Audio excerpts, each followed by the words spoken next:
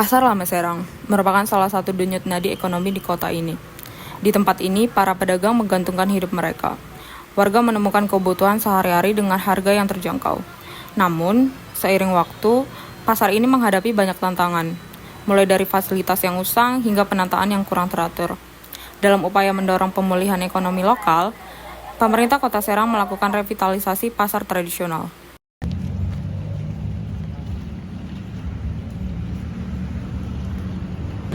Halo pemirsa, saya Andrea Ainun Selaban melaporkan dari Pasar Lama Serang yang tengah menjadi program revitalisasi pemerintah kota. Dengan program ini, pemerintah berharap dapat menciptakan pasar yang lebih modern dan nyaman, tanpa harus menghilangkan ciri khas tradisional. Mari kita lihat bagaimana pandangan masyarakat terhadap perubahan ini.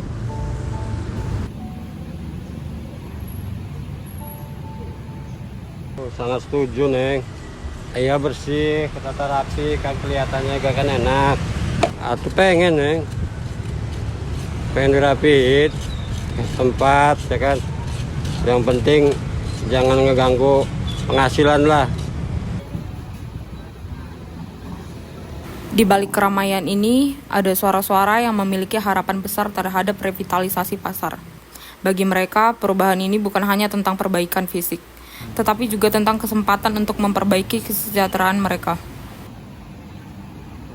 Jadi gini, sebetulnya kita memindahkan pedagang di pasar lama itu atau merevitalisasi pasar lama itu sebetulnya ada beberapa tujuannya. Yang pertama adalah bagaimana kita melindungi para pedagang-pedagang kreatif lapangan itu dari pungli.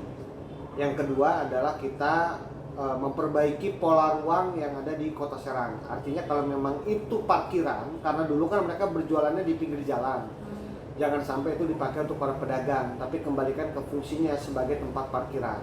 Nah, yang ketiga, ya, kita berupaya untuk bagaimana pasar lama ini yang tadinya kumuh ini bisa kembali hidup. Nah, sekarang apa dampaknya untuk ekonomi? Nah, yang tidak terpikirkan oleh orang-orang itu adalah kaitan dengan ekonomi, selalu menganggap bahwa ekonomi itu kaitannya dengan jual beli gitu ya, terus dampak kepada pedagang supaya rame, supaya ini. Enggak. Ada faktor non ekonomi yang itu mempengaruhi pendapatan pedagang. Contohnya apa? Pungli. Pungli itu jangan dilihat pungli bahwa 10.000, 30.000, 50.000 sehari. Kalau kali 1 bulan berapa? Dan itu akan berdampak luar biasa kepada baik itu kepada para pedagang maupun kepada masyarakat.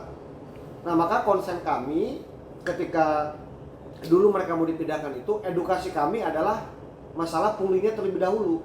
Karena mereka tuh dipungli itu habis-habisan. Bayangkan ada satu pedagang, saya ambil contoh satu pedagang ketan gitu ya, dia harus berjualan itu kalau di pinggir jalan itu harus habis 10 liter dalam semalam. Karena kalau dia tidak habis 10 liter, maka tidak ada uang yang dibawa pulang ke rumah.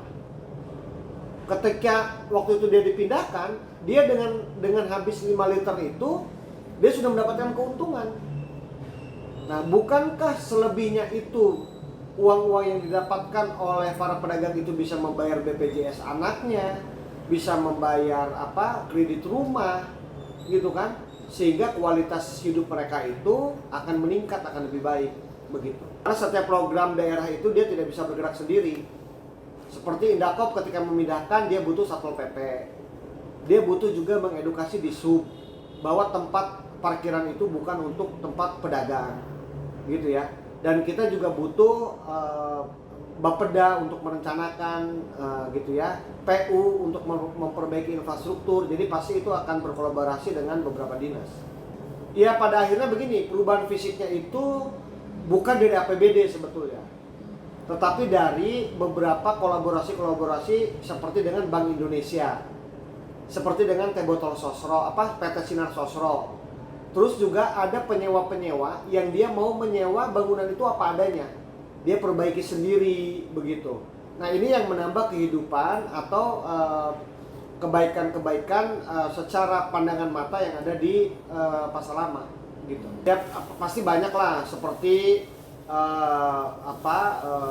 kalau kita bisa mendengar yang membackingi pungli-pungli kesadaran masyarakat, kesadaran para pedagang, juga dari internal Indakop supaya tidak bermain-main dengan para pedagang gitu, lindungi para pedagang. Ya pasti banyak lah tantangannya, tapi itu dengan berjalannya waktu, edukasi yang tepat itu terselesaikan.